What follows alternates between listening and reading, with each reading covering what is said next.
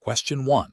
Process analysis reveals that a licensed real estate broker in California is approaching their license renewal date. They have not yet verified their continuing education status for the upcoming renewal period. What is the most prudent and compliant course of action for the broker to take to ensure their license remains active and they can continue to legally practice real estate in California? Option A. Immediately identify the specific continuing education requirements for their license type and renewal cycle, schedule and complete the approved courses well before the expiration date, and retain all completion certificates. Option B. Wait until the license has expired and then complete the required continuing education hours to reinstate it. Option C. Complete only the minimum number of continuing education hours required, choosing the least expensive and most readily available courses, regardless of their relevance to current real estate practices.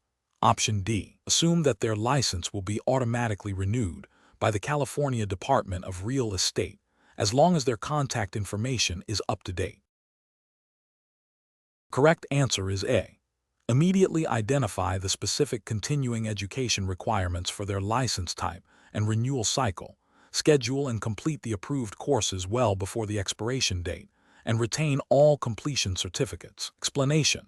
Scenario analysis. This scenario is professionally challenging because it requires a broker to balance the immediate needs of a client with the strict regulatory requirements for maintaining an active license in California. Failure to adhere to continuing education mandates can lead to license suspension or revocation, impacting both the broker's livelihood and the client's ability to conduct business. Careful judgment is required to ensure compliance without jeopardizing client relationships or business operations. Correct approach analysis. The best professional practice involves proactively identifying the continuing education requirements and scheduling the necessary courses well in advance of the renewal deadline. This approach ensures that the broker remains compliant with California Department of Real Estate (DRE) regulations, specifically the requirements outlined in the Business and Professions Code and the DRE's continuing education guidelines. By completing the required hours and submitting proof of completion before the license expiration date, the broker upholds their ethical duty to maintain professional competence and legal standing, thereby safeguarding their ability to serve clients. Incorrect approaches analysis. One incorrect approach is to assume that the license will automatically renew without verifying the status of continuing education credits. This overlooks the explicit requirement by the California DRE that brokers must complete a specific number of hours of approved continuing education every 4 years to renew their license. Relying on an assumption rather than active verification is a direct violation of regulatory compliance. Another incorrect approach is to wait until the license has expired to attempt to complete the continuing education. This is a critical regulatory failure. California law dictates that continuing education must be completed prior to license renewal. An expired license means the individual is no longer authorized to conduct real estate activities, and attempting to catch up after expiration does not retroactively validate past unlicensed activity or automatically reinstate the license without potential penalties or further DRE action. A third incorrect approach is to only complete the minimum required continuing education hours at the last possible moment, without considering the quality or relevance of the courses. While technically meeting the hour requirement, this approach can be ethically questionable if the chosen courses do not genuinely enhance professional knowledge or skills relevant to current real estate practices and regulations in California. The spirit of continuing education is to maintain competence, and a superficial approach risks failing to meet this underlying ethical obligation, even if the letter of the law regarding hours is met. Professional reasoning. Professionals should adopt a proactive compliance mindset. This involves regularly reviewing licensing requirements, understanding renewal cycles, and calendaring important deadlines. For continuing education, this means not only tracking the required hours, but also selecting courses that offer genuine professional development. A robust system for tracking completed courses and renewal dates, coupled with a commitment to ongoing learning, forms the foundation of responsible professional practice in the regulated real estate industry in California. Question 2. Process analysis reveals a real estate licensee in California is approached by a buyer who is interested in a property listed by the same brokerage firm. The buyer expresses a strong desire to work exclusively with this licensee, even though the licensee's colleague is the seller's agent. What is the most prudent and legally compliant course of action for the licensee to take to manage this potential agency relationship? Option A. Decline to represent the buyer and advise them to seek representation from an independent agent outside of the brokerage firm, without attempting to obtain consent for dual agency. Option B. Immediately inform both the seller and the buyer about the potential for dual agency. Clearly explain the implications and limitations of such a relationship, and obtain informed written consent from both parties before proceeding with any further representation or negotiation. Option C. Inform the buyer that they can work with the licensee, but only verbally disclose the potential conflicts of interest to both parties during the initial discussions about the property. Option D.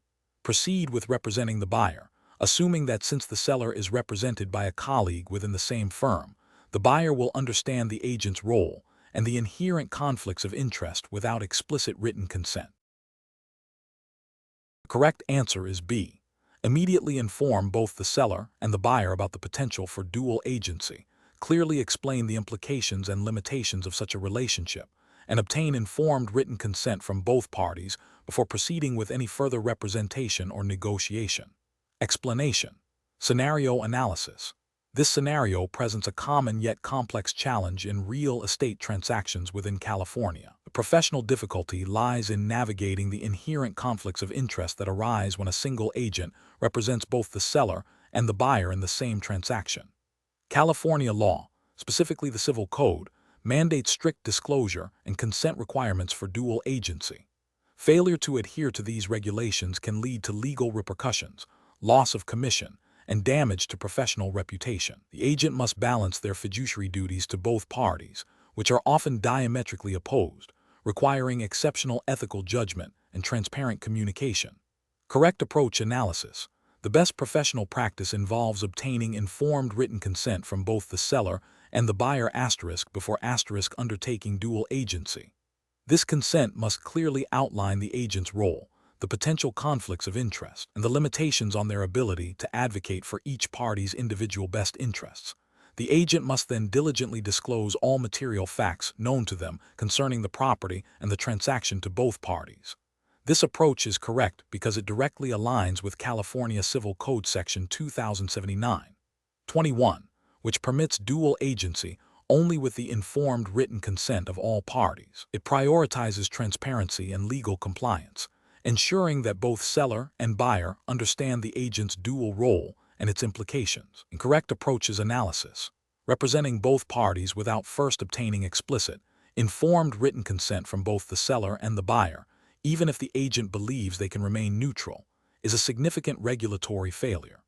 This violates the core principle of informed consent required by California law for dual agency and breaches the fiduciary duty owed to each party by acting without their full understanding and agreement. Proceeding with dual agency and only disclosing the potential for conflicts of interest verbally during negotiations, without prior written consent, is also a failure. While verbal disclosure might occur, it does not meet the legal requirement for written consent in California, which is crucial for establishing a valid dual agency relationship and protecting all parties involved.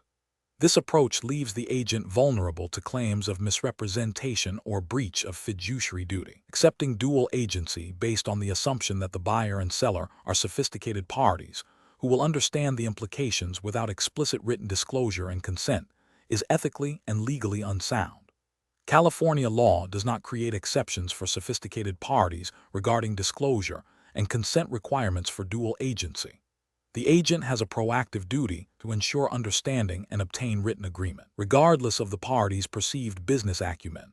Professional reasoning.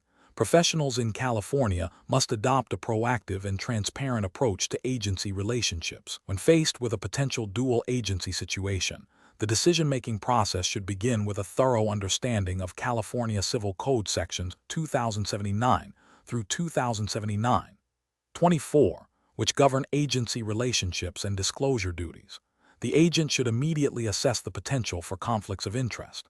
If dual agency is contemplated, the paramount step is to inform both parties of the agent's dual role and the associated limitations.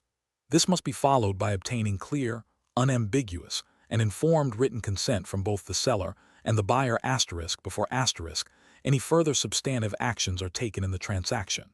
If written consent cannot be obtained from both parties, the agent must decline to represent both and instead choose to represent only one party or facilitate separate representation. This rigorous process ensures legal compliance, ethical practice, and the protection of all parties involved. Question 3. Process analysis reveals that a real estate licensee in California is advising a seller whose property has been on the market for an extended period during a phase of the real estate cycle, characterized by increasing inventory and slowing sales. The seller is becoming anxious and wants to significantly reduce the price to attract immediate offers, despite the licensee's initial market analysis suggesting the current price is aligned with recent comparable sales, albeit in a more favorable market. What is the most prudent approach for the licensee to take? Option A. Focus solely on aggressive marketing tactics, such as increased online advertising and open houses, without further discussion of pricing adjustments, assuming that increased exposure will eventually generate a satisfactory offer. Option B. Reassure the seller that the market will inevitably rebound soon and encourage them to maintain the current price, emphasizing the potential for future appreciation rather than addressing the immediate challenges of the current market cycle. Option C. Conduct a revised comparative market analysis, CMA, that incorporates current market data and trends, educate the seller on the implications of the prevailing real estate cycle, and discuss strategies for pricing and marketing that balance the seller's urgency with the objective market realities and potential future market shifts. Option D. Advise the seller to immediately accept the lowest offer received to date, as the extended market time indicates a significant overpricing, and the seller's anxiety suggests a need for a swift resolution. The correct answer is C. Conduct a revised comparative market analysis, CMA, that incorporates current market data and trends, educate the seller on the implications of the prevailing real estate cycle, and discuss strategies for pricing and marketing that balance the seller's urgency with the objective market realities and potential future market shifts. Explanation. Scenario analysis. This scenario is professionally challenging because it requires a real estate licensee in California to navigate the complexities of market cycles and their impact on property values and client expectations. A licensee must balance providing accurate, data-driven advice with managing client emotions and potential financial risks, all while adhering to California's stringent real estate regulations and ethical standards. Misjudging the market or failing to adequately inform clients can lead to financial harm, regulatory violations, and damage to professional reputation. Correct approach analysis. The best professional practice involves a comprehensive risk assessment that integrates current market data with an understanding of real estate cycles. This approach prioritizes educating the client about the prevailing market conditions, including potential upward or downward trends, and discussing how these cycles might affect their specific transaction goals and financial outcomes. It emphasizes transparency, informed consent, and the licensee's fiduciary duty to act in the client's best interest by presenting a balanced view of risks and opportunities. This aligns with California Business and Professions Code sections related to fair dealing and disclosure, as well as the ethical obligations of licensees to provide competent and diligent service. Incorrect approaches analysis. One incorrect approach involves solely focusing on the client's immediate desire to sell quickly without thoroughly analyzing the current market cycle. This fails to uphold the licensee's duty to provide informed advice and could lead to the client accepting an offer below market value due to a misunderstanding of the broader economic context. This neglects the requirement for licensees to exercise reasonable skill and care and to disclose all material facts, including market trends that could impact the property's value. Another incorrect approach is to dismiss the client's concerns about a potential market downturn and proceed with aggressive marketing strategies without acknowledging the risks. This demonstrates a lack of due diligence and a failure to adequately assess and communicate potential risks to the client, which is a violation of the licensee's fiduciary responsibilities. California law requires licensees to be honest and truthful in all representations, and to avoid misrepresentation or concealment of material facts. A third incorrect approach is to provide overly optimistic projections about future market appreciation without a solid basis in current data and an understanding of cyclical patterns. This can mislead the client into making decisions based on unrealistic expectations, potentially leading to financial disappointment and regulatory scrutiny for making unsubstantiated claims. This directly contravenes the ethical obligation to provide accurate and objective advice. Professional reasoning.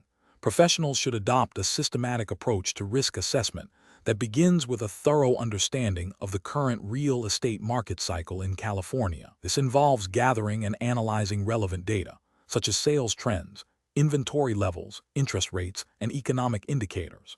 The next step is to translate this data into actionable insights for the client, clearly explaining the potential implications of the current cycle on their specific transaction. This education process should include a discussion of both potential opportunities and risks, allowing the client to make informed decisions. Maintaining open communication and documenting all advice and client decisions are crucial for demonstrating compliance and ethical conduct. Question 4. The assessment process reveals that a real estate licensee in California, representing a seller, has recently learned of a significant lawsuit filed against the seller that directly relates to a structural issue in the property being sold. The buyer's offer has been accepted, and the transaction is moving towards closing. What is the most appropriate course of action for the licensee?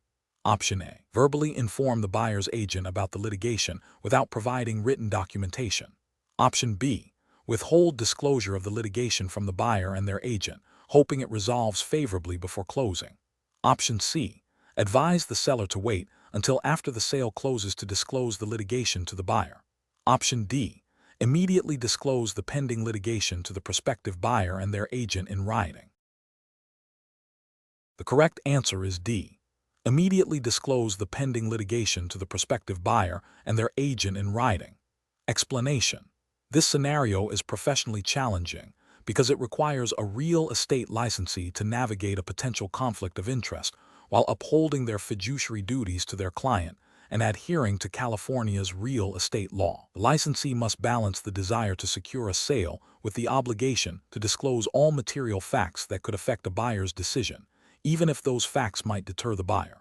Careful judgment is required to ensure transparency and prevent misrepresentation. The correct approach involves the licensee proactively disclosing the pending litigation to the prospective buyer and their agent in writing as soon as it becomes known. This approach is correct because California Civil Code Section 1102(6), which governs the Transfer Disclosure Statement, TDS, mandates the disclosure of significant defects or malfunctions in the property or its systems. While litigation directly related to the property's condition might not fit neatly into the standard TDS categories, the spirit of the law and the fiduciary duty of a real estate agent require full disclosure of any material fact that could impact the value or desirability of the property. Disclosing the litigation demonstrates honesty, transparency, and adherence to the duty of loyalty and good faith owed to the seller, while also providing the buyer with crucial information for their decision-making process. This proactive disclosure prevents potential claims of misrepresentation or concealment later. An incorrect approach would be to withhold this information from the buyer and their agent, hoping the litigation resolves favorably before closing. This is a regulatory and ethical failure because it constitutes concealment of a material fact. California Business and Professions Code Section 10176(a) prohibits making any substantial misrepresentation or false promise. By not disclosing the litigation, the licensee is implicitly misrepresenting the property as being free from such significant legal entanglements, which could materially affect its value and the buyer's willingness to purchase. Another incorrect approach would be to only verbally inform the buyer's agent about the litigation without documenting it.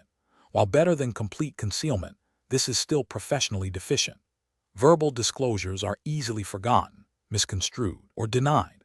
California law emphasizes written disclosures for material facts to ensure clarity and provide a verifiable record. Failing to document the disclosure leaves both the seller and the licensee vulnerable to claims of misrepresentation if the buyer later asserts they were not fully informed.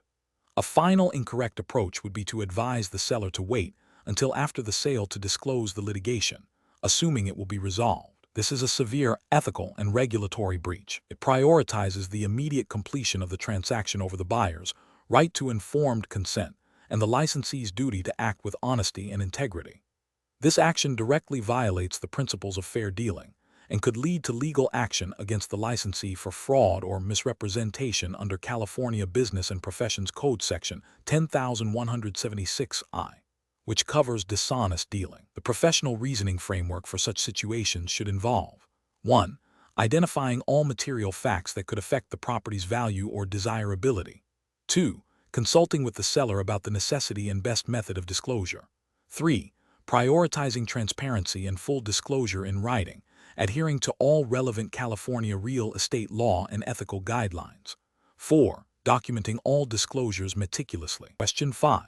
The assessment process reveals that a licensed real estate professional in California is evaluating a property that features a large, open building with high ceilings and loading docks, situated on a significant parcel of land with easy access to major transportation routes. The client has expressed interest in using the space for manufacturing and warehousing goods. However, the property also has a small, attached office area and is located in a zone that permits a variety of business activities. The licensee must determine the most appropriate classification for this property under California real estate law. Option A. Classify the property as residential, assuming the office area could be converted for living quarters. Option B. Classify the property as commercial, focusing on the attached office area and the mixed-use zoning. Option C. Classify the property as industrial, given its primary features and the client's stated intention for manufacturing and warehousing. Option D. Classify the property based on the highest potential sale price, regardless of its current use or zoning. Correct answer is C. Classify the property as industrial, given its primary features and the client's stated intention for manufacturing and warehousing. Explanation. The assessment process reveals a common challenge for real estate licensees in California: accurately classifying properties to ensure compliance with licensing regulations and to provide appropriate client service. Misclassifying a property can lead to significant legal and ethical repercussions, including disciplinary action from the California Department of Real Estate (DRE). The scenario requires a licensee to apply their understanding of California's real estate classifications to a specific client need. The best professional approach involves a thorough understanding of the primary use and characteristics of the property, as defined by California law and common real estate practice. This includes recognizing that while a property might have multiple potential uses, its current or intended primary use dictates its classification for licensing and marketing purposes. A licensee must prioritize the most accurate and legally sound classification based on the property's physical attributes and the client's stated intentions. This aligns with the DRE's mandate to protect the public by ensuring licensees are competent and act ethically. An incorrect approach would be to classify the property based solely on the highest potential profit, without considering its current primary use or zoning. This disregards the fundamental nature of the property and could mislead clients and other parties. Another incorrect approach is to classify the property based on a secondary or potential future use that is not its current or primary function. This is misleading and does not accurately represent the property's current state or legal standing. Finally, classifying the property based on a superficial resemblance to another type without verifying its core characteristics or zoning is unprofessional and potentially fraudulent.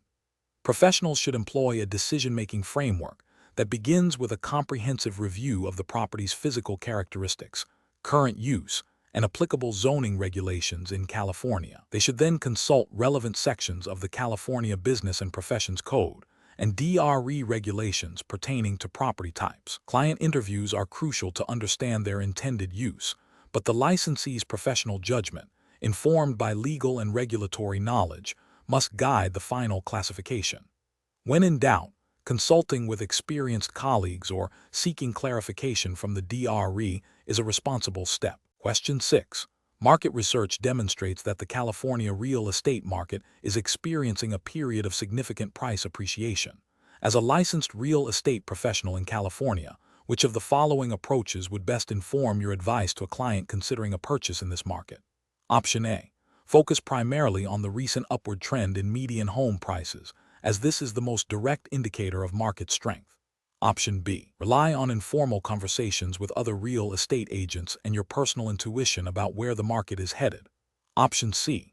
Analyze a comprehensive set of economic indicators, including current and projected interest rates, California's employment growth trends, and the existing and anticipated housing supply in the target region. Option D. Highlight a single, recent negative economic report, such as a minor increase in unemployment in a specific industry, to warn the client about an imminent market downturn. Correct answer is C. Analyze a comprehensive set of economic indicators, including current and projected interest rates, California's employment growth trends, and the existing and anticipated housing supply in the target region. Explanation. This scenario presents a professional challenge because a real estate licensee must interpret complex economic indicators and their potential impact on the California real estate market to advise clients effectively and ethically. Misinterpreting these factors can lead to poor investment decisions for clients, potentially violating fiduciary duties and the California Business and Professions Code. Careful judgment is required to distinguish between short-term market fluctuations and long-term trends, and to provide advice that is grounded in objective analysis rather than speculation. The best professional approach involves a comprehensive analysis of multiple economic factors, including interest rate trends, employment growth in California, and housing supply dynamics. This approach is correct because it aligns with the licensee's duty to provide informed and objective advice to clients, as mandated by California real estate law and ethical standards. By considering a broad spectrum of indicators, the licensee can offer a more nuanced and accurate assessment of market conditions, enabling clients to make well-informed decisions. This thoroughness helps fulfill the obligation to act in the client's best interest and avoid misrepresentation. An incorrect approach would be to solely focus on recent median home price increases as the primary indicator of market health. This is professionally unacceptable because it ignores other critical economic drivers and can lead to an overly optimistic or simplistic view of the market. Relying on a single metric fails to account for potential underlying issues such as rising interest rates that could dampen future demand, or a significant increase in new construction that could lead to oversupply. Such a narrow focus could result in advising clients to overextend themselves financially or miss opportunities due to a lack of comprehensive understanding. Another incorrect approach is to base advice solely on anecdotal evidence from other agents or personal opinions about future market direction. This is ethically problematic and potentially violates the California Business and Professions Code regarding honest and fair dealing. Anecdotal evidence is not a substitute for data-driven analysis and can be highly subjective and unreliable. Basing recommendations on speculation or hearsay rather than objective market research can lead to significant financial harm for clients and damage the licensee's reputation and license. A third incorrect approach is to predict a market crash based on a single negative economic indicator, such as a slight uptick in unemployment in one sector of the California economy. This is professionally unsound because it overemphasizes a single data point without considering the broader economic context or the resilience of the California market. Real estate markets are influenced by a multitude of factors, and a single negative indicator does not automatically signal an impending collapse. This type of prediction can cause unnecessary panic and lead clients to make rash decisions that are not in their long-term best interest. The professional reasoning process for similar situations should involve a commitment to continuous learning and data acquisition. Licensees should regularly consult reputable sources for economic data relevant to California, including reports from the California Association of Realtors, the U.S. Bureau of Labor Statistics, and the Federal Reserve. They should then synthesize this information, looking for trends and correlations across various indicators. When advising clients, licensees must present a balanced view, highlighting both opportunities and risks, and clearly explaining the basis for their recommendations. Transparency about the limitations of any forecast and the inherent uncertainties in real estate markets is crucial. Question 7. Benchmark analysis indicates that a California real estate licensee is evaluating a potential investment property for a client. Which of the following approaches to analyzing the investment's potential best aligns with professional standards and regulatory expectations in California? Option A.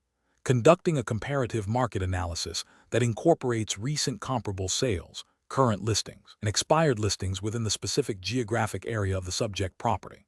Option B.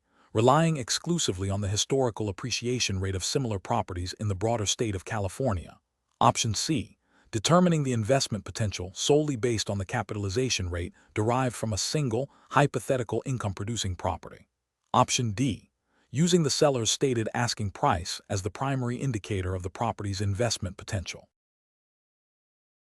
The correct answer is A, conducting a comparative market analysis that incorporates recent comparable sales, current listings, and expired listings within the specific geographic area of the subject property. Explanation: scenario analysis. This scenario presents a professional challenge for a California real estate licensee because it requires them to advise a client on a significant investment decision without relying solely on the most objective and comprehensive analytical method. The challenge lies in balancing the client's potential desire for a quick, simplified answer with the licensee's fiduciary duty to provide thorough and well-supported advice, adhering to California's real estate law and ethical standards. Misrepresenting the efficacy of a less rigorous approach could lead to poor investment outcomes for the client and potential disciplinary action against the licensee. Correct approach analysis. The most professionally sound approach involves utilizing a comparative market analysis, CMA, that incorporates a variety of valuation methods, including recent comparable sales, current listings, and expired listings within the specific geographic area of the subject property. This method is correct because it aligns with the principles of providing informed advice as expected of a California real estate licensee. California Bureau of Real Estate Regulations and General Ethical Standards for Real Estate Professionals emphasize the importance of due diligence and providing clients with accurate, well-researched information to facilitate sound decision-making. A comprehensive CMA, by considering multiple data points and market dynamics, offers the most objective and defensible basis for estimating a property's value and potential return on investment, thereby fulfilling the licensee's duty of care. Incorrect approach is analysis, focusing exclusively on the capitalization rate derived from a single, hypothetical income-producing property, without considering comparable sales or current market conditions for similar properties in the immediate vicinity, is an incomplete and potentially misleading approach. This method fails to account for the unique characteristics of the subject property and the broader economic factors influencing its market value and investment potential in California. Risks oversimplifying a complex valuation process and could lead to an inaccurate assessment of the investment's viability. Relying solely on the seller's stated asking price as the primary indicator of investment potential ignores the fundamental principle of independent valuation. The seller's price is an opinion of value, often influenced by their personal motivations, and may not reflect the true market value or the property's actual investment merit. A licensee has a duty to provide objective advice, not to simply validate a seller's predetermined price. Using only the historical appreciation rate of similar properties in the broader state of California, without analyzing the specific micro-market where the subject property is located, is also an inadequate approach. While historical trends can provide context, they do not guarantee future performance and fail to capture localized market fluctuations, neighborhood-specific factors, or current supply and demand dynamics that are critical for accurate investment analysis in California. Professional reasoning. When faced with a real estate investment analysis scenario, a California licensee should always prioritize methods that provide the most comprehensive and objective assessment of value and potential return. This involves a multifaceted approach that considers comparable sales, current market conditions, property-specific attributes, and relevant economic indicators. The licensee's fiduciary duty requires them to act in the best interest of their client, which necessitates providing advice grounded in thorough research and sound analytical principles, rather than relying on simplistic or biased data points. The goal is to equip the client with sufficient, accurate information to make an informed investment decision, minimizing risk and maximizing the likelihood of a favorable outcome. Question 8. The risk matrix shows a potential for increased tenant complaints and potential legal action due to deferred maintenance at a property managed in Los Angeles, California. The property owner has instructed the broker to postpone all non-essential repairs to minimize immediate expenses. How should the property manager, licensed in California, best address this situation? Option A. Focus solely on addressing tenant complaints as they arise without proactively advising the owner on preventative maintenance or legal obligations. Option B. Document the property's current condition, clearly communicate the legal implications of deferred maintenance under California law to the owner, and propose a prioritized repair plan that addresses habitability requirements and essential upkeep. Option C. Agree to postpone repairs as requested by the owner without further assessment or discussion of potential legal ramifications. Option D. Immediately implement the owner's directive to defer all non-essential repairs to reduce immediate costs, assuming the owner understands the associated risks. The correct answer is B. Document the property's current condition, clearly communicate the legal implications of deferred maintenance under California law to the owner, and propose a prioritized repair plan that addresses habitability requirements and essential upkeep. Explanation. Scenario analysis. This scenario presents a common challenge in property management, balancing the property owner's desire for immediate cost savings with the broker's fiduciary duty to maintain the property's value and comply with California landlord-tenant laws. The property owner's directive to defer essential repairs to save money directly conflicts with the broker's obligation to ensure habitable living conditions and prevent potential legal liabilities arising from neglected maintenance. This requires careful judgment to navigate the owner's financial goals while upholding legal and ethical responsibilities. Correct approach analysis. The best professional practice involves a multifaceted approach that prioritizes legal compliance and long-term property health. This includes thoroughly documenting the condition of the property, clearly communicating the legal implications of deferred maintenance to the owner, and presenting a prioritized plan for repairs that balances immediate needs with the owner's budget. This approach is correct because it directly addresses the broker's fiduciary duties under California law, which mandate acting in the best interest of the principal, the owner, while also adhering to the requirements of the California Civil Code and relevant health and safety regulations. Proactive communication and education of the owner about potential legal ramifications, such as habitability lawsuits or tenant withholding of rent, are crucial. Furthermore, recommending repairs that are legally required for habitability and essential for preventing further damage demonstrates responsible property management and protects the owner from greater future costs and liabilities. Incorrect approach is analysis. Directly implementing the owner's request to defer all non-essential repairs without further consultation or assessment is professionally unacceptable. This approach ignores the broker's fiduciary duty to advise the owner on potential risks and legal obligations. Could lead to violations of California's implied warranty of habitability, exposing both the owner and the brokerage to significant legal penalties, tenant lawsuits, and damage to the property's reputation and value. Agreeing to defer repairs solely based on the owner's instruction without any professional assessment or communication of risks is also a failure. This demonstrates a lack of due diligence and a disregard for the broker's responsibility to manage the property competently and ethically. It prioritizes the owner's immediate financial preference over the long-term well-being of the property and the legal rights of the tenants. Focusing exclusively on tenant complaints without a proactive maintenance plan or advising the owner on preventative measures is insufficient. While addressing tenant concerns is important, a responsible property manager should also be advising the owner on necessary upkeep to prevent future issues and maintain the property's condition, rather than simply reacting to problems as they arise. This reactive approach can lead to more costly emergency repairs and potential legal entanglements. Professional reasoning.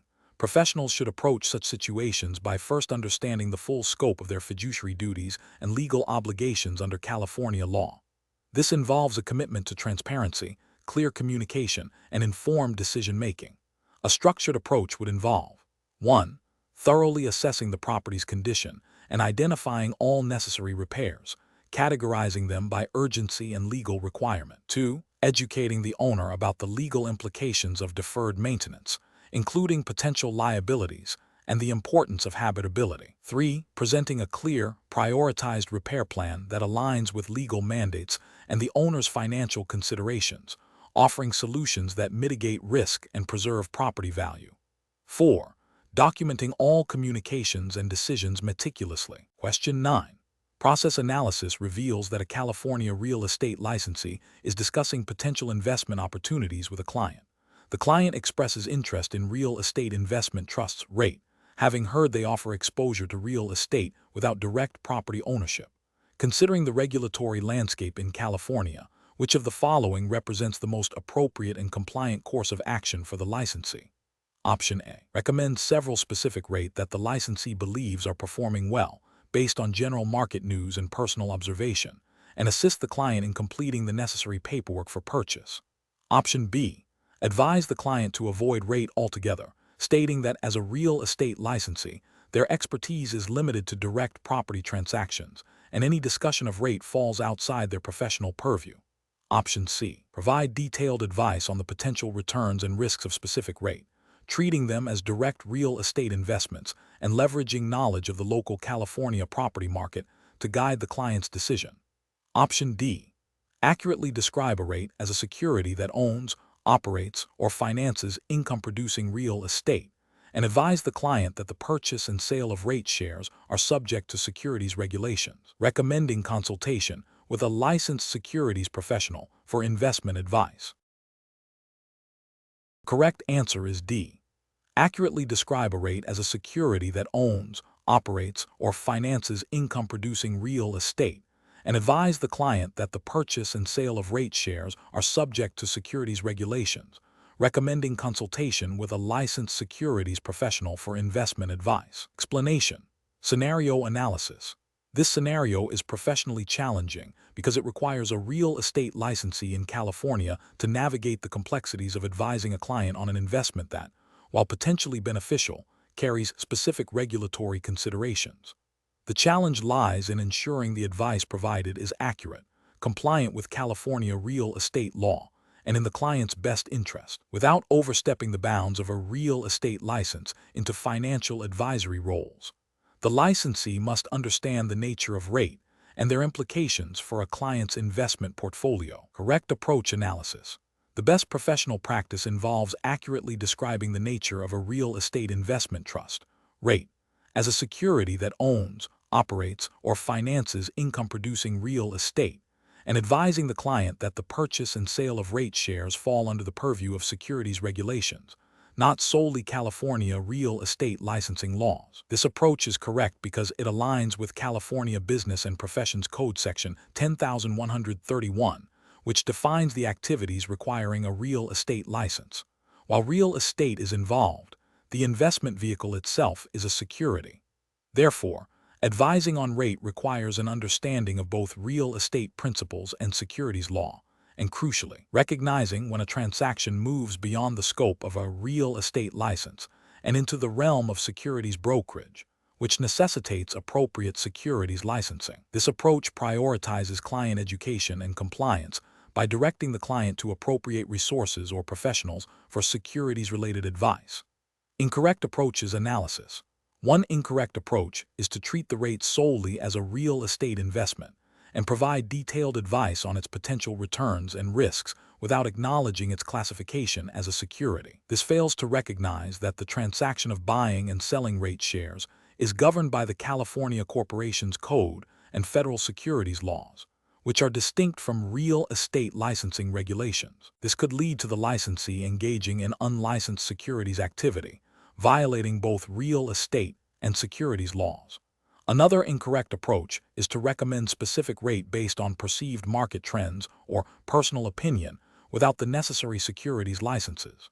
This constitutes providing investment advice and facilitating the purchase of securities, which is outside the scope of a California real estate license and requires registration with the Securities and Exchange Commission, SEC, and FINRA. Such actions would violate regulations governing the sale of securities and could expose the licensee to significant legal and financial penalties. A further incorrect approach is to dismiss the investment entirely because it involves real estate, without providing accurate information about what a rate is. While caution is warranted, a complete dismissal without explanation fails to serve the client's informational needs and misses an opportunity to educate them on a legitimate investment vehicle, albeit one with specific regulatory oversight.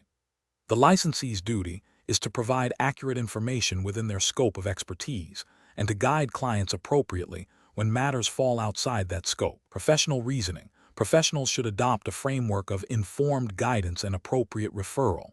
This involves understanding the core nature of the investment product being discussed, If the product, like a rate, has characteristics that place it under the jurisdiction of other regulatory bodies, e.g., securities regulators, the professional must acknowledge this. The licensee's role is to provide accurate, foundational information about the real estate aspects and clearly delineate the boundaries of their licensing authority. When the transaction involves the purchase or sale of securities, the professional's ethical and legal obligation is to inform the client that this requires securities licensing and to suggest they consult with a licensed securities professional. This ensures client protection and maintains regulatory compliance. Question 10.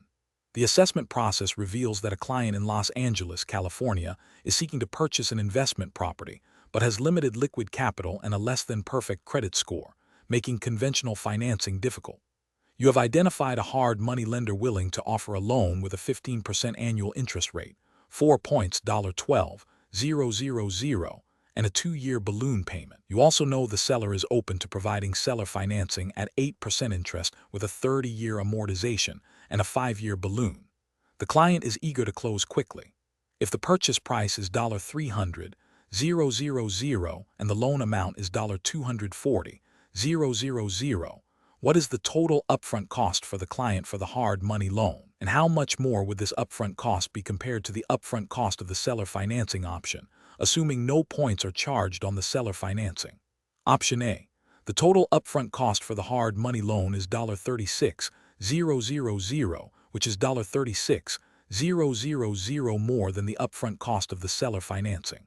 Option B. The total upfront cost for the hard money loan is $12,000, which is $12,000 more than the upfront cost of the seller financing.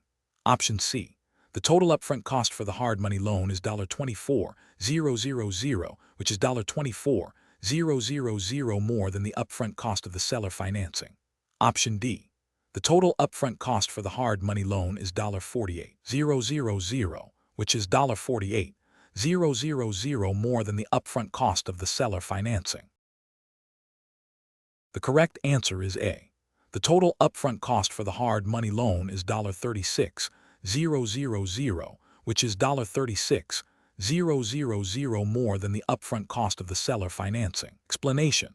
Scenario analysis.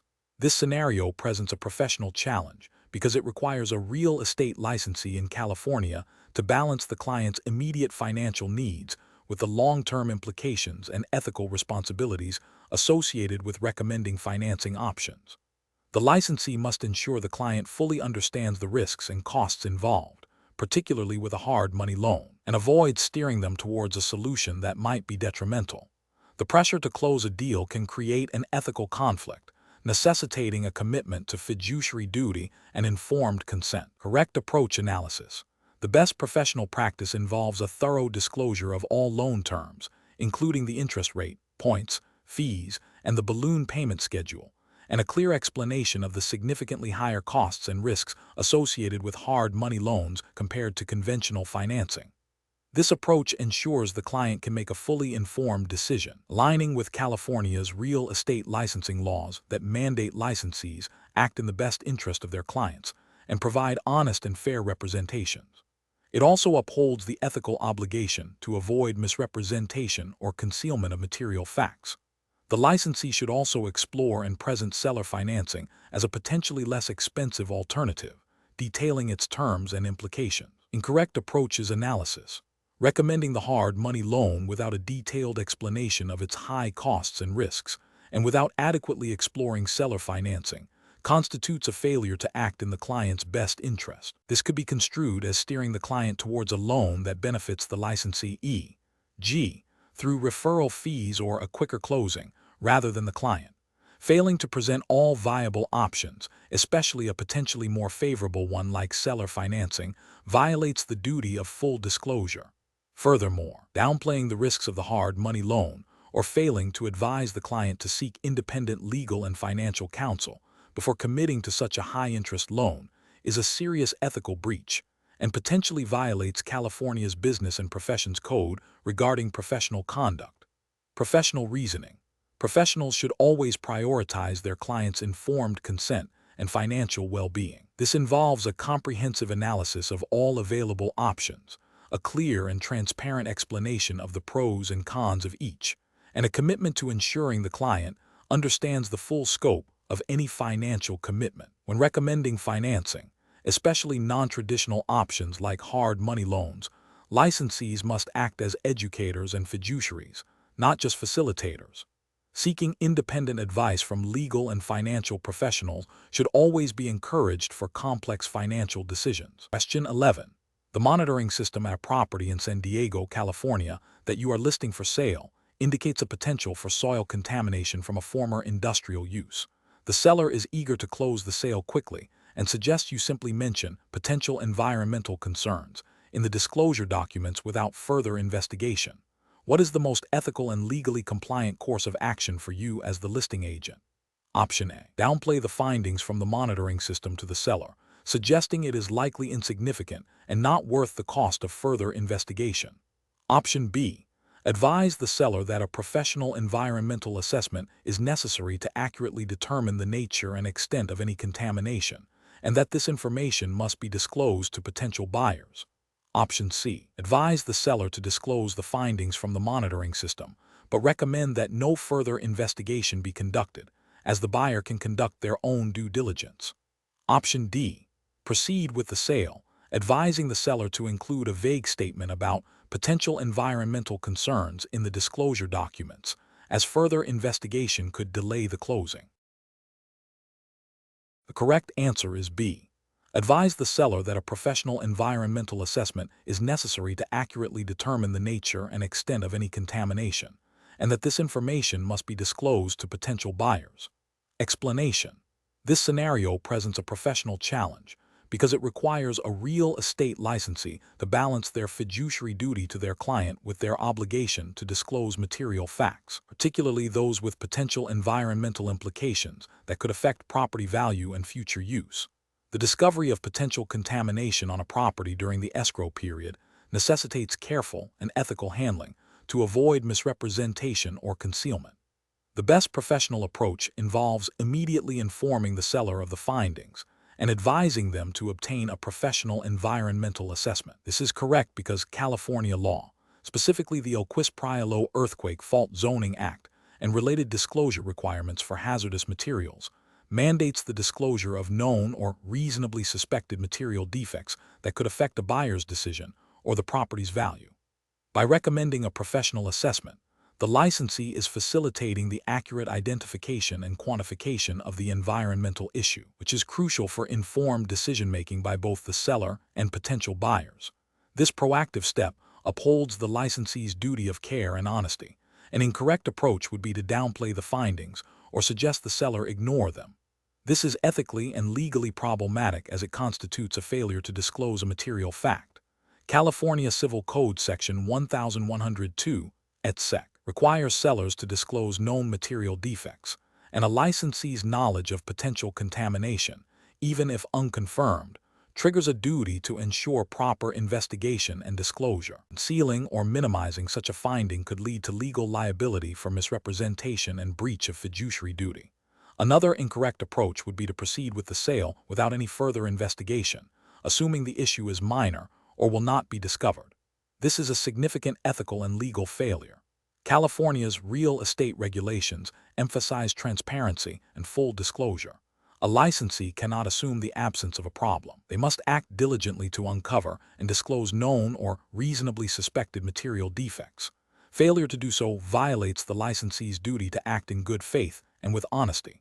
Finally, an incorrect approach would be to advise the seller to simply disclose potential environmental concerns without recommending any professional investigation. While disclosure is required, a vague disclosure without substantiation can be insufficient. The professional reasoning process should involve 1. Identifying the potential material defect. 2. Understanding the legal and ethical obligations for disclosure in California. 3. Recommending a course of action that ensures accurate information is obtained and disclosed to all parties. 4. Communicating clearly and promptly with the client, the seller, about the findings and recommended steps. 5. Ensuring compliance with all relevant California real estate laws and ethical standards. Question 12. Stakeholder feedback indicates that some real estate agents in California may inadvertently engage in discriminatory practices when assisting clients with specific personal circumstances. A potential client in California mentions they have young children and asks if the agent can help them find properties in neighborhoods that are good for families. What is the most appropriate and legally compliant response for the real estate agent to provide? Option A. Ask the client if they will be receiving any housing assistance or using a voucher program, as this might affect the types of properties available. Option B. Avoid showing properties in certain neighborhoods because the agent believes they are not ideal for families with young children. Option C. Politely inform the client that the property search will focus on their stated housing needs and preferences, such as location, size, and budget, and that decisions will not be based on familial status or other protected characteristics. Option D. Suggest that the agent can look for properties that might be more suitable for families with young children in specific areas known for good schools. The correct answer is C. Politely inform the client that the property search will focus on their stated housing needs and preferences, such as location, size, and budget, and that decisions will not be based on familial status or other protected characteristics. Explanation. Scenario analysis. This scenario is professionally challenging because it requires a real estate professional to navigate a situation where a potential client's personal circumstances, while seemingly benign, could inadvertently lead to discriminatory practices under California's Fair Employment and Housing Act, FEHA. The agent must balance the desire to be helpful and gather information with the strict prohibition against making decisions based on protected characteristics. Careful judgment is required to avoid even the appearance of discrimination. Correct approach analysis. The best professional practice involves politely and professionally informing the potential client that the property search must focus solely on their stated housing needs and preferences, such as location, size, and budget, without inquiring about or considering any protected characteristics. This approach is correct because it directly adheres to the principles of fair housing by ensuring that all decisions and recommendations are based on objective housing criteria, not on factors like familial status or source of income, which are protected under FEHA. It upholds the ethical obligation to treat all clients equally and without prejudice. Incorrect approach is analysis. One incorrect approach involves suggesting that the agent can look for properties that might be more suitable for families with young children if the client mentions having children. This is a regulatory failure because it directly implies making housing decisions based on familial status, a protected characteristic under FEHA. Even with good intentions, this type of suggestion can lead to steering and violates the prohibition against discrimination. Another incorrect approach is to ask the client if they will be receiving housing assistance or using a voucher program. This is a regulatory failure because source of income is a protected characteristic under California law. Inquiring about this before a rental agreement is finalized can lead to discriminatory practices, as it may influence the agent's recommendations or the landlord's decision-making, even if not explicitly stated. A third incorrect approach is to avoid showing properties in certain neighborhoods because the agent thinks families with young children might prefer others. This is a regulatory and ethical failure as it constitutes steering, a form of discrimination. The agent is making assumptions and prejudging where a client should live based on a protected characteristic, rather than allowing the client to make their own informed choices based on objective criteria. Professional reasoning. Professionals should employ a decision-making framework that prioritizes understanding and strict adherence to fair housing laws. This involves actively listening to client needs, but filtering them through the lens of protected characteristics. When a client's statement touches upon a protected class, the professional's immediate response should be to redirect the conversation back to objective housing criteria. If unsure about the legality of a particular inquiry or statement, it is always best to err on the side of caution and avoid any action that could be construed as discriminatory. Seeking clarification from legal counsel or regulatory bodies is advisable in ambiguous situations. Question 13. Risk assessment procedures indicate that a borrower in California is seeking a mortgage loan with a slightly higher interest rate than market average and a significant balloon payment due at the end of the term. The borrower expresses urgency to access funds quickly. Which of the following actions best aligns with California's mortgage lending regulations and ethical professional conduct? Option A. Focus on securing the loan approval by highlighting the loan amount and downplaying the impact of the variable interest rate, and the balloon payment on the borrower's long-term financial health. Option B. Proceed with the loan application by solely focusing on meeting the lender's minimum underwriting criteria without a detailed assessment of the borrower's capacity to handle the balloon payment and potential interest rate fluctuations. Option C. Emphasize the speed of funding and the immediate availability of cash, while briefly mentioning the balloon payment as a future concern that can be addressed later. Option D. Conduct a comprehensive review of the borrower's financial situation. Clearly explain all loan terms including the interest rate, fees, repayment schedule, and the implications of the balloon payment, and confirm the borrower's understanding and ability to manage the loan. The correct answer is D. Conduct a comprehensive review of the borrower's financial situation. Clearly explain all loan terms including the interest rate, fees, repayment schedule, and the implications of the balloon payment, and confirm the borrower's understanding and ability to manage the loan. Explanation. This scenario is professionally challenging because it requires a mortgage loan originator in California to balance the borrower's immediate financial needs with the long-term implications of the loan terms, all while adhering to strict California lending regulations designed to protect consumers. The pressure to close a deal can sometimes conflict with the ethical obligation to ensure the borrower fully understands and can manage the financial commitment. Careful judgment is required to navigate these competing interests. The best approach involves a thorough and transparent review of the borrower's financial situation and the proposed loan terms. This includes clearly explaining all fees, interest rates, repayment schedules, and potential risks associated with the mortgage. The loan originator must ensure the borrower comprehends these details and that the loan is suitable for their financial capacity, as mandated by California's Home Equity Protection Act, HEPA, and other consumer protection laws that emphasize disclosure and borrower understanding. This proactive approach minimizes the risk of predatory lending and ensures compliance with the spirit and letter of California's mortgage lending laws. An incorrect approach would be to downplay or omit details about the higher interest rate and balloon payment. This failure to fully disclose material terms violates California's disclosure requirements and the borrower's right to informed consent. It can lead to significant financial hardship for the borrower and potential legal repercussions for the loan originator, including fines and license revocation under California's mortgage loan law. Another incorrect approach is to focus solely on securing the loan approval without adequately assessing the borrower's ability to repay the loan, especially considering the variable interest rate and the substantial balloon payment. California regulations, particularly those related to subprime lending and predatory lending, require a diligent assessment of the borrower's repayment capacity. Ignoring this obligation can result in a loan that is unaffordable for the borrower, leading to default and potential foreclosure, and exposing the loan originator to regulatory action. Finally, an incorrect approach would be to pressure the borrower into accepting the loan by highlighting only the immediate benefit of accessing funds, while glossing over the long-term financial obligations and risks. This manipulative tactic undermines the ethical duty of a loan originator to act in the borrower's best interest and is contrary to the consumer protection principles embedded in California's financial regulations. Professionals should employ a decision-making framework that prioritizes borrower well-being and regulatory compliance. This involves a commitment to transparency, thorough due diligence in assessing borrower capacity, and a clear understanding of all loan terms and their implications.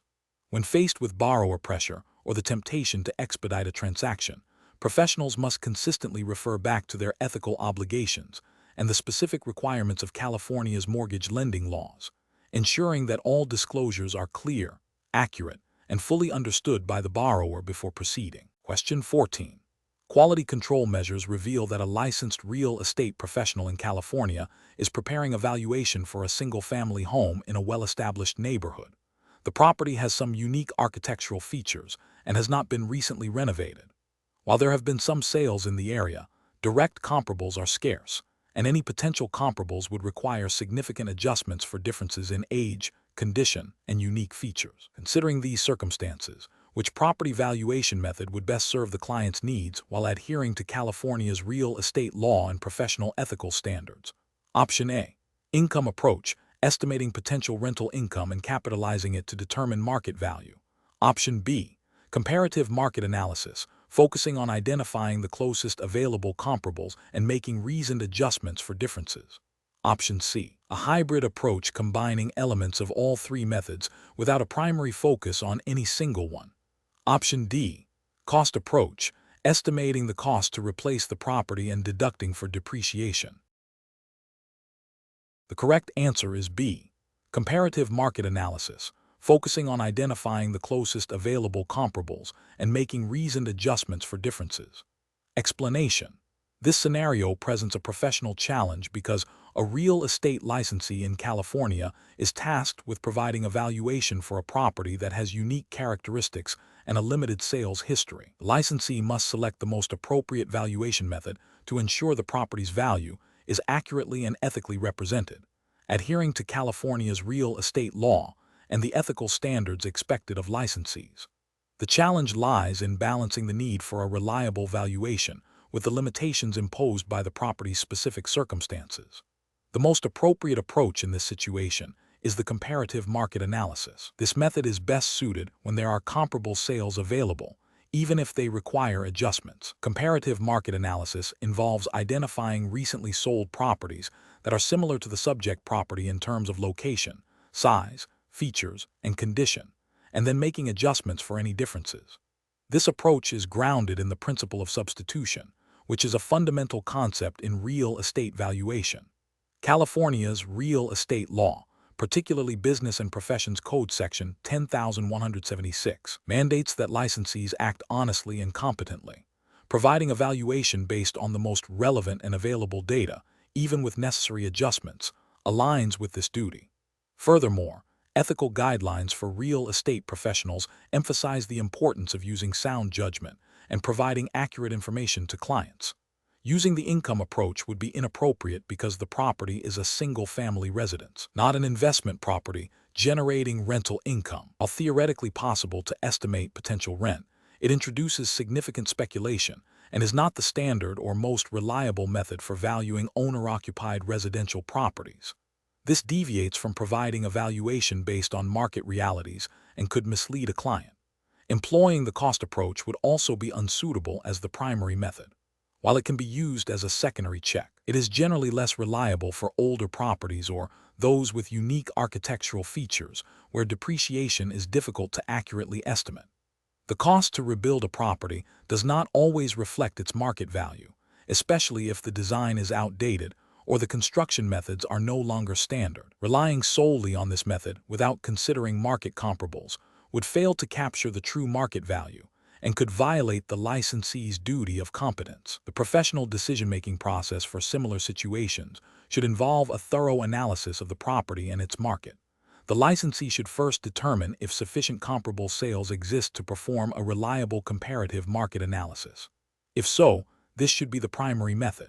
If comparable sales are scarce or significantly dissimilar, the licensee should then consider the other approaches, understanding their limitations and potential for introducing speculation. Transparency with the client about the chosen method and any inherent limitations is crucial. The licensee must always prioritize providing a valuation that is as accurate and defensible as possible, in accordance with California's regulatory framework and ethical obligations. Question 15. Compliance review shows that a married couple in California wishes to purchase a property together. They have expressed a strong desire that if one of them passes away, the other should automatically inherit their share of the property without the need for probate proceedings. Based on California property law, which of the following ownership structures best aligns with their stated objectives? Option A, fee simple absolute. Option B, joint tenancy. Option C, leasehold interest. Option D, tenancy in common. The correct answer is B, joint tenancy. Explanation. Scenario analysis. This scenario presents a common challenge for real estate professionals in California, accurately advising clients on the implications of different property ownership structures. Misunderstanding or misrepresenting these structures can lead to significant legal disputes, financial losses for clients, and professional liability for the licensee. The core challenge lies in translating complex legal concepts into clear, actionable advice that aligns with California property law and the client's specific circumstances and intentions. Correct approach analysis. The best approach involves a thorough understanding of California's property law regarding tenancies and the ability to explain the distinct rights and responsibilities associated with each. Specifically, recognizing that joint tenancy in California includes the crucial right of survivorship, meaning the surviving joint tenant automatically inherit the deceased's share, is paramount. This approach correctly identifies that joint tenancy is the most suitable option when the clients explicitly desire this automatic transfer of ownership upon death, thereby avoiding probate for that portion of the property. This aligns with California Civil Code sections governing property ownership and the legal intent behind creating a joint tenancy. Incorrect approaches analysis. One incorrect approach fails to acknowledge the defining characteristic of joint tenancy in California, which is the right of survivorship. Recommending tenancy in common without understanding that it does not include this right, and therefore would require probate for the deceased's share, is a significant error. This misrepresents the client's stated desire for automatic inheritance. Another incorrect approach is to suggest leasehold interest. This fundamentally misunderstands the client's goal of outright ownership. A leasehold interest grants the right to use property for a specific period, not ownership, and is entirely inappropriate for clients seeking to own property and have it passed to their heirs. Finally, an approach that suggests fee simple absolute without further qualification is incomplete. While fee simple absolute is the most complete form of ownership, it doesn't inherently address the client's specific desire for how the property will be handled upon the death of one owner. The nuance of joint tenancy is crucial for fulfilling their stated objective of avoiding probate for the deceased's share. Professional reasoning. Professionals should always prioritize understanding the client's explicit goals and intentions. This involves active listening and asking clarifying questions. Once understood, the professional must then apply their knowledge of California real estate law to identify the ownership structure that best meets those goals. If the client's goals are complex or have significant legal implications, recommending consultation with a qualified real estate attorney is a critical step in ensuring compliance and protecting the client. Question 16. During the evaluation of a potential financing option for a client in California seeking to purchase a property, a licensee discovers that the most attractive initial interest rate is offered through an adjustable rate mortgage arm, with a low introductory period. The licensee believes this loan product would be beneficial due to its initial affordability, but is aware that the interest rate is subject to significant fluctuations after the introductory period. What is the most appropriate course of action for the licensee? Option A. Fully disclose all terms of the ARM, including the introductory rate, the index and margin used for adjustments, the caps on rate increases, the potential impact of rate increases on monthly payments, and any prepayment penalties, while encouraging the client to ask questions and consider seeking independent financial advice. Option B. Emphasize the guaranteed low payment for the foreseeable future, highlighting the initial affordability of the ARM without dwelling on the potential for future rate increases. Option C. Focus primarily on the initial low interest rate and downplay the impact of future rate adjustments, assuring the client that the market is likely to remain favorable. Option D. Advise the client to trust the licensee's expertise and sign the loan documents promptly to secure the favorable initial rate before it changes. The correct answer is A.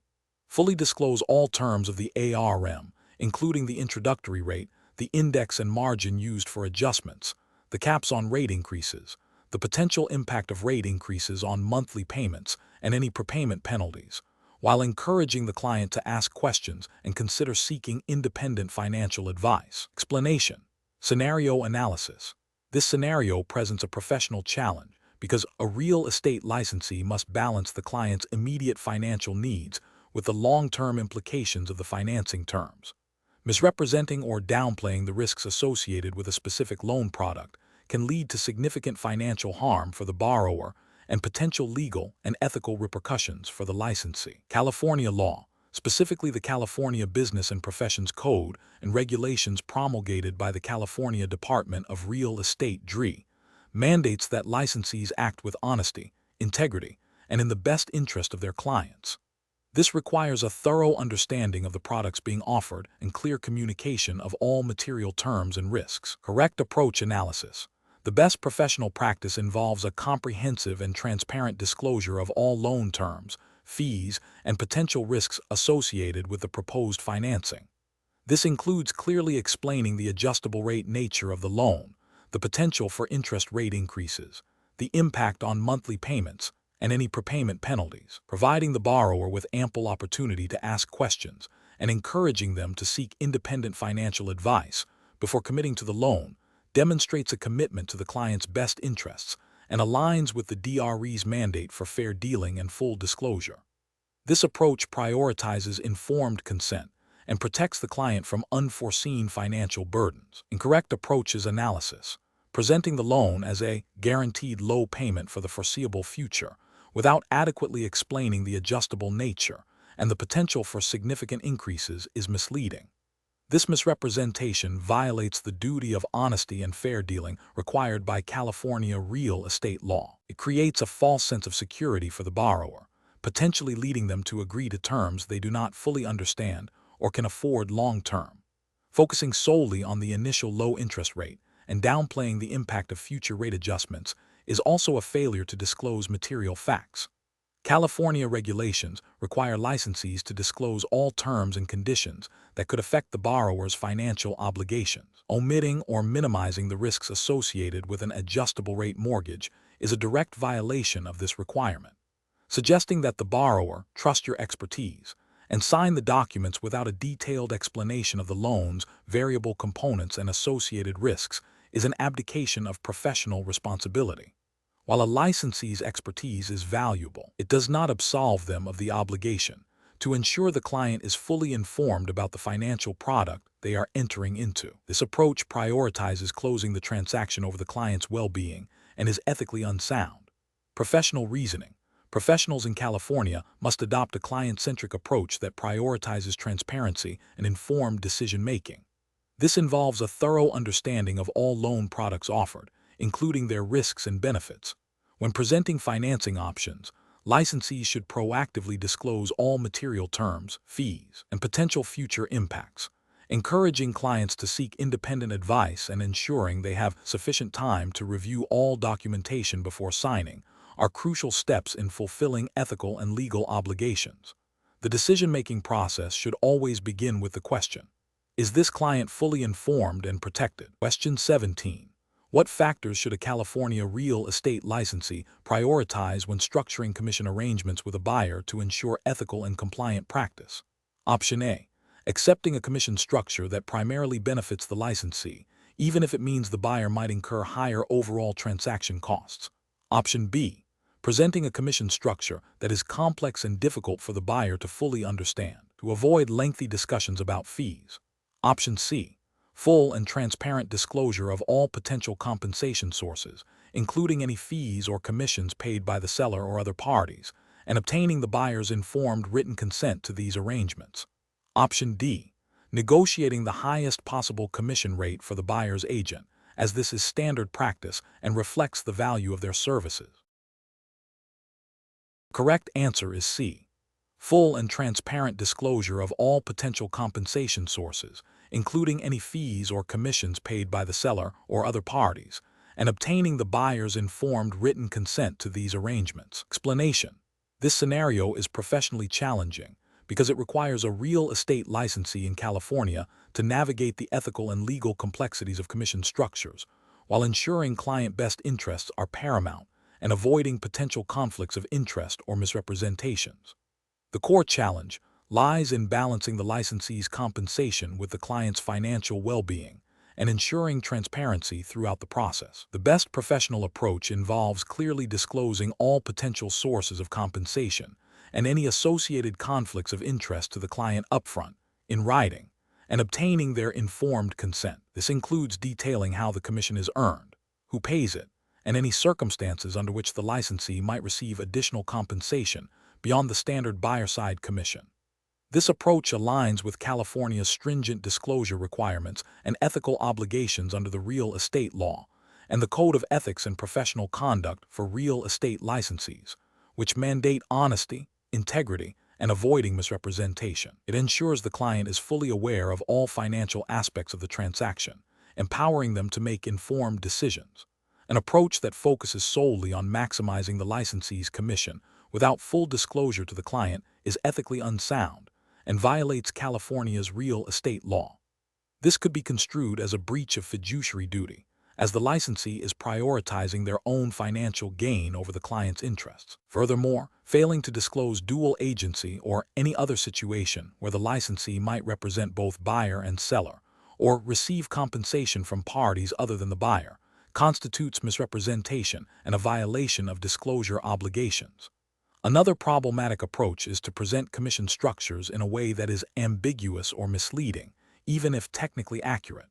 For instance, implying that a certain commission percentage is standard or non-negotiable without exploring alternatives or explaining the basis for that percentage can be deceptive.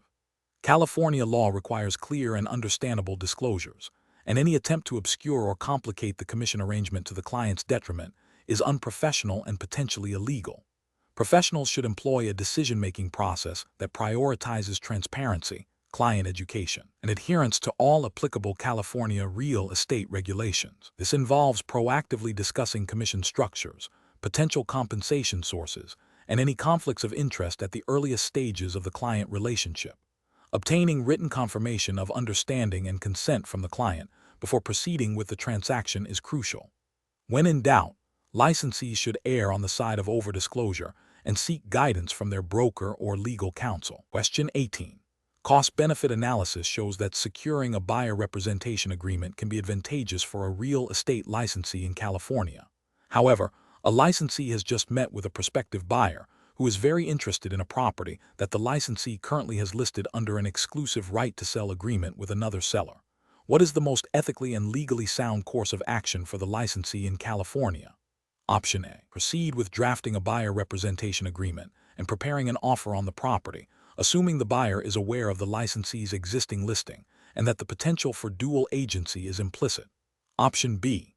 Subtly mention to the buyer that the licensee has a relationship with the seller of the property, but avoid a formal disclosure to keep the transaction simple. Option C. Advise the buyer to make an offer on the property and then, if the offer is accepted, disclose the existing listing agreement to the buyer. Option D. Immediately disclose to the prospective buyer that the licensee also represents the seller of the property they are interested in, and explain the implications of this dual representation, allowing the buyer to decide whether to proceed with the licensee. The correct answer is D. Immediately disclose to the prospective buyer that the licensee also represents the seller of the property they are interested in, and explain the implications of this dual representation, allowing the buyer to decide whether to proceed with the licensee. Explanation. This scenario presents a professional challenge because it requires a real estate licensee to navigate a potential conflict of interest while upholding their fiduciary duties to a client. Licensee has a pre-existing relationship with a seller, which could influence their advice and actions when representing a buyer who is interested in that same seller's property. Careful judgment is required to ensure that the buyer's best interests are prioritized and that no confidential information from either party is improperly disclosed or used. The best professional approach involves full and immediate disclosure of the existing seller representation to the prospective buyer. This approach is correct because California law, specifically the Business and Professions Code and the regulations governing real estate licensees, mandates that agents disclose any potential conflicts of interest to their clients. This disclosure allows the buyer to make an informed decision about whether they are comfortable proceeding with representation from an agent who also represents the seller. Ethically, this aligns with the duty of loyalty and the obligation to act in the client's best interest, which includes transparency about circumstances that could potentially compromise that loyalty. An incorrect approach would be to proceed with representing the buyer without disclosing the existing seller relationship. This is a direct violation of California's disclosure requirements and ethical standards. Failing to disclose creates a secret conflict of interest, undermining the buyer's trust and potentially leading to legal repercussions and disciplinary action from the California Department of Real Estate. Another incorrect approach would be to subtly hint at the existing relationship without a clear, direct, and written disclosure. This is insufficient because it does not provide the buyer with the concrete information needed to make an informed decision. The law requires explicit disclosure, not veiled suggestions. This approach still fails to meet the standard of transparency and could be interpreted as an attempt to circumvent disclosure obligations.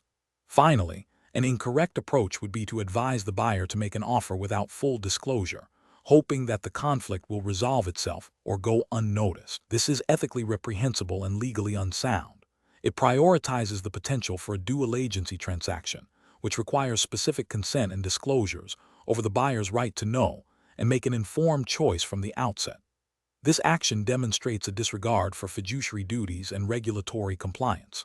Professionals should employ a decision-making framework that prioritizes transparency and client-informed consent. When a potential conflict of interest arises, the immediate step is to identify the conflict. The next step is to consult relevant legal and ethical guidelines, such as those in California's Business and Professions Code.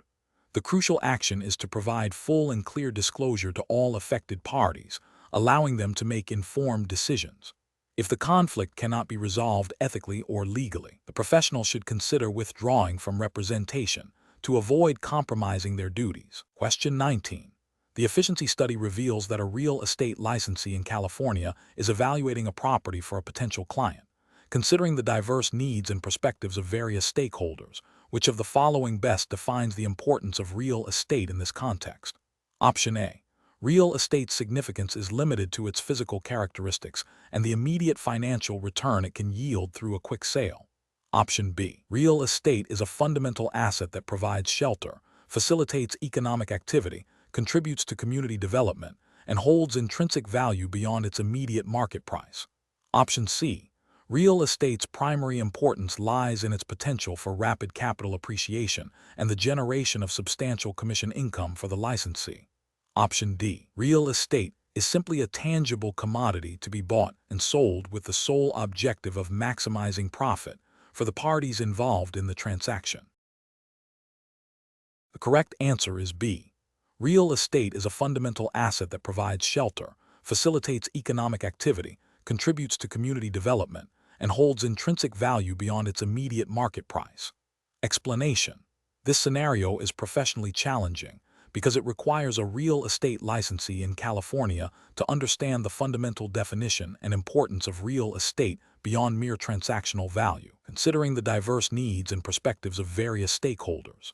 A licensee must balance their fiduciary duties with a comprehensive understanding of how real estate impacts individuals, communities, and the economy. The best approach involves recognizing that real estate is a multifaceted asset encompassing not only its physical attributes and market value, but also its role in providing shelter, facilitating economic activity, and contributing to community development. This perspective aligns with the California Department of Real Estate's emphasis on licensees acting with honesty, integrity, and competence, which includes a thorough understanding of the subject matter they represent. A licensee who embraces this broad definition can better serve clients by identifying opportunities and mitigating risks that extend beyond simple price negotiations, thereby upholding ethical standards and fostering client trust. An approach that solely focuses on the immediate financial gain for the licensee or the client, without considering the broader implications of the property's use or its impact on the community, is professionally unacceptable.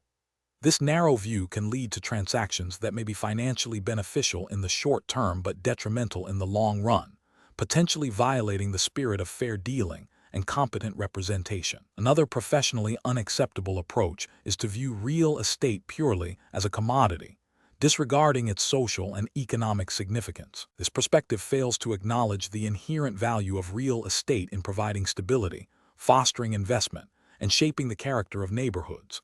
Such a limited understanding can result in advice that is incomplete and potentially harmful to clients and the wider community. Finally, an approach that prioritizes speed and volume of transactions over thorough due diligence and client education is also professionally unsound. While efficiency is important, it should not come at the expense of ensuring clients fully understand the implications of their real estate decisions. This can lead to misinformed choices and potential legal or financial repercussions, undermining the licensee's professional standing and the integrity of the real estate profession in California. Professionals should adopt a decision-making framework that begins with a client's stated goals, then expands to consider the broader context of the real estate transaction, including its economic, social, and legal dimensions. This holistic view, informed by a deep understanding of the definition and importance of real estate as mandated by California's regulatory framework, allows for more informed advice, ethical conduct, and ultimately, successful and responsible outcomes for all parties involved. Question 20. The efficiency study reveals that a real estate broker in California has secured an exclusive right to sell listing for a residential property. The agreed-upon commission is 6% of the sale price. The seller, however, independently finds a buyer, and the property closes escrow for $750,000. The broker is now calculating their commission. What is the correct commission amount the broker is entitled to, assuming no other agreements or modifications were made? Option A, $45,000. Option B, $0. Option C, $22,500. Option D, $33,750. Correct answer is A, $45,000. Explanation. This scenario presents a common challenge for real estate professionals in California, accurately calculating and advising on commission structures based on different listing agreement types. The challenge lies in ensuring clarity for the seller, adhering to the terms of the chosen agreement, and correctly applying California's real estate laws and ethical standards regarding compensation. Misunderstandings can lead to disputes, financial losses, and damage to professional reputation. The most appropriate approach involves a clear understanding of the exclusive right to sell agreement and its implications for commission. In an exclusive right to sell listing, the broker earns a commission regardless of who procures the buyer, including the seller themselves. Therefore, if the seller finds a buyer and completes the sale, the broker is still entitled to the full commission as per the agreement. This aligns with California Civil Code Section 1086, which defines an exclusive right to sell listing as one where the owner agrees to pay the broker a commission if the property is sold during the term of the agreement, irrespective of who sells it. This contractual certainty is crucial for brokers to invest time and resources in marketing the property. An incorrect approach would be to suggest that no commission is owed because the seller found the buyer. This directly contradicts the terms of an exclusive right to sell agreement. Under such an agreement, the broker's right to commission is not contingent on their direct involvement in finding the buyer. It is contingent on the sale occurring during the listing period. Failing to acknowledge this contractual obligation would be a breach of the agreement and potentially a violation of California real estate regulations concerning honest dealing and fiduciary duties. Another incorrect approach would be to propose a reduced commission because the seller found the buyer. While parties can mutually agree to modify terms, unilaterally deciding to reduce the commission without the seller's explicit agreement, or suggesting this as a standard practice for seller-procured buyers under an exclusive right to sell, is problematic. It undermines the agreed-upon commission structure and could be seen as an attempt to circumvent the broker's earned compensation, potentially violating California Business and Professions Code sections related to fair dealing and advertising. Finally, suggesting that the commission is only earned if the broker directly procures the buyer is fundamentally misunderstanding the nature of an exclusive right to sell listing. This definition applies to an open listing, or, in some interpretations, an exclusive agency listing where the seller reserves the right to sell, without owing a commission, only if they are the procuring cause. Applying this logic to an exclusive right to sell agreement would negate the very purpose of that agreement, which is to provide the broker with the greatest protection and incentive to market the property. This would be a failure to uphold contractual obligations and professional standards. Professionals should always begin by clearly identifying the type of listing agreement in place and thoroughly explaining its implications to the seller. When a sale occurs, they must review the agreement's terms regarding commission entitlement. If the seller procures the buyer under an exclusive right to sell, the professional's duty is to inform the seller that the commission is still owed as per the contract and to facilitate the transaction accordingly, ensuring all parties understand their obligations. Any deviation from the contract requires a formal amendment signed by all parties.